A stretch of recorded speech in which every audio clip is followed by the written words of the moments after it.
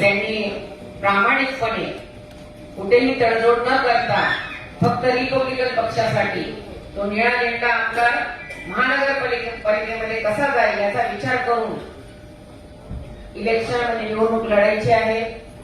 ऐन वेळेला कुठंतरी भुलता पांडा बळी पडायचं नाहीये, कारण मोठे आपल्याला तेवढं बळ नाही, आपल्याला माहिती आहे आपला पक्ष छोटा असल्यामुळे आपल्याला कुठंतरी दाबण्याचा प्रयत्न केला जातो।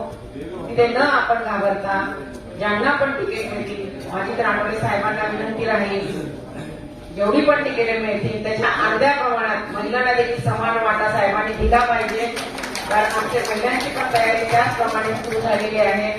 आणि काही महिलांनी तर वर्षभर 2 वर्ष तयारी अगदी चांगल्या पद्धतीने केली आहे। ते वाढ अगदी साहेबांनी सोडवूनच घ्यावे आणि महिला वर्गाला न्याय द्यायचा प्रयत्न साहेबांनी करावा। सर्व कार्यकर्त्यांना मी शुभेच्छा देते। आपण 16 तारखेची वाट बघूया आणि आपण आनंदोत्सव कसा साजरा करायचा, 16 तारखेला फटाके उडवायची तयारी करूया। जय भीम, नमो बुद्धाय।